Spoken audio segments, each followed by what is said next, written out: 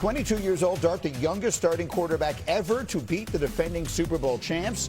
Scadaboo is the second rookie in Giant history to have 3 rushing touchdowns in a game. The first, Charlie Evans, 1971. I think Rex diagrammed defenses to try and stop him. So a fascinating night in so many different ways. And it was a great night for the Giants. But what was the number one takeaway you had, Teddy? Okay, the Philadelphia Eagles. You got great players, but great players can even take the night off. And that's what they did against the New York Giants. Basically, I know what it looks like when you get punked, okay? And the Eagles got punked. They got punked by the New York Giants, and it was led by 2 rookies, which was the most amazing thing to me, to see these young kids against the world champions and these great players on defense saying, we don't care who you are. Jaxson Dart on 3rd down is diving headfirst for the pylon on Jihad Campbell. Reed Blankenship doesn't want it at the goal line. Scadaboo says, here, take this ball too while you're with you. You don't want this. You don't want this, do you? We're high-fiving officials. Fellas, we're high-fiving officials, led by 2 rookies against one of the best teams in the league. They said, no, that's it. That's it. I know what it's like to get punked. And that was a punking last night. That was a punking on Thursday night by the Giants to the world champion Philadelphia. Yeah, you know what I saw, I mean, I hate to say that, you know, what a surprise, right again, but I'm right again. This move energized the entire organization and fan base, by the way. Why? Because these 2 can ball. They compete their tails off. That's what it's all about. And what happened? It energized your entire football team. That's what I saw. I saw a team that right now is like, hey, we don't care who the hell we play. We got these guys. They're competitive. And you know what? They can handle it. I call for that Scadaboo forever. Yes. Why? Because he runs so dang hard, and then the quarterback thinks he's the next thing of Josh Allen. Like, this is the great move by Brian Daboll. I have no idea why the hell it didn't happen week 1, where it should have, and maybe this team's record be different. But right now, it's happened, and this fan base, this is the first time I've seen a New York Giant fan base this excited for 20 years. When's the last time the Giants were this excited? Super Bowl win? Like, these 2 guys have brought that energy, that juice, that stat. The youngest quarterback ever to beat a Super Bowl champion. How about the fact that there's only 2 or 3 quarterbacks who have run for 50 yards in their first 3 starts against the team? Lamar Jackson, Jalen Hurts, and Jaxson Dart. And just like last year, Washington had a rookie quarterback come on the scene and change the fortunes of the franchise. I know it's early, but the Giants look like they have a quarterback and a running back who can do the same, which changes the tone and the look of that division this season. Can we just say, let's address the elephant in the room. Alex Smith, we know why you're not here this year. You don't want this heat, Alex Smith. I told you, Alex, that this is what happens. You mentioned the kid from Washington, you know, Jayden Daniels last year, what he did, elevated that thing. Yeah, look, I've been part of 2 dang rookies that went to championship games.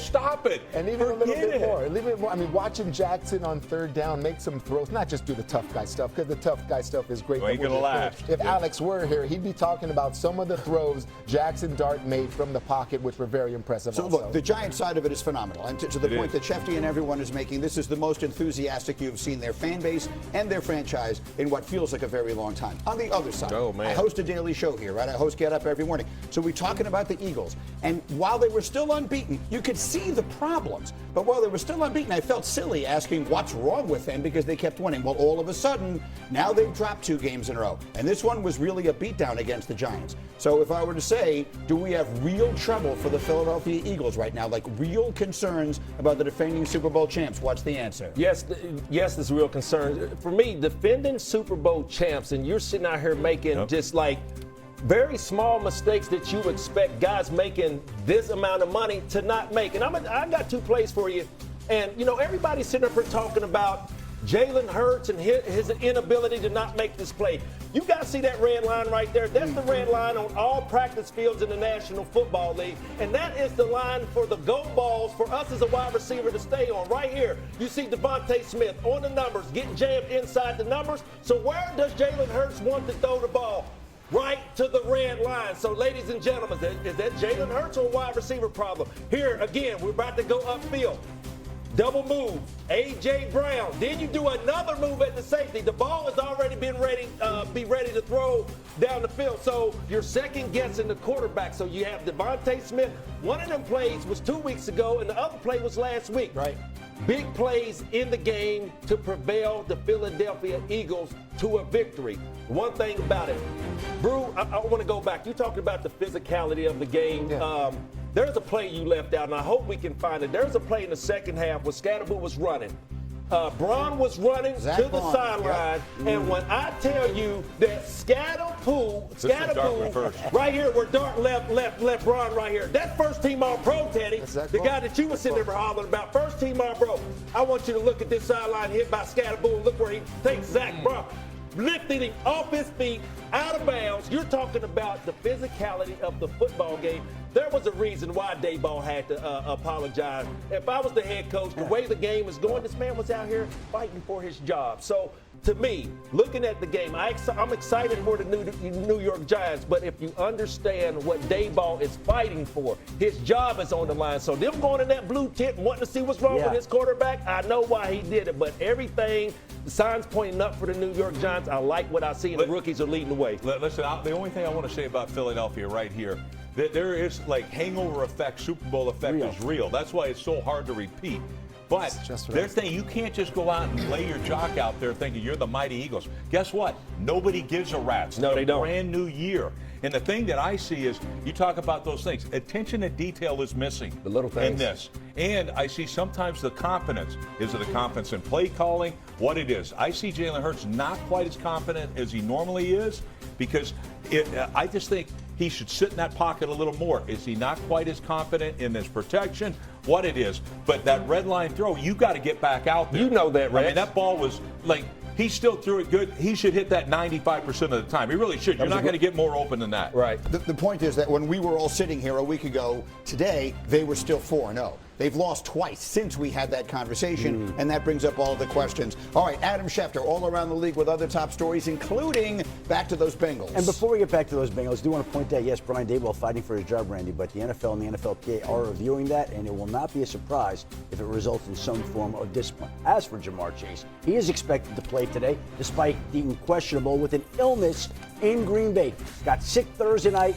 Went home Friday from practice, but the Bengals are not concerned. Chase will be out there, and they need him to be at his best to have any chance to beat the Green Bay Packers today. Flacco's going to look for Jamar Chase despite him being sick, but he will be out there despite that questionable status. As for Lamar Jackson, already been ruled out today in Baltimore. Cooper Rush will start in his place. And the key thing for the Ravens here is they have a bye next week. And the thinking would be that Lamar ideally would be ready after the bye to step back into the lineup to help the Ravens lead some sort of second half surge. But today against the Rams, it will be Cooper Rush leading the way. And of course, later on in a marquee afternoon game, both the 49ers and Buccaneers missing a slew of key players. Juwan Jennings questionable. He's going to play today, but no Purdy, no Pearsall, no Kittle, no Evans, no Godwin, no Bucky Irvin.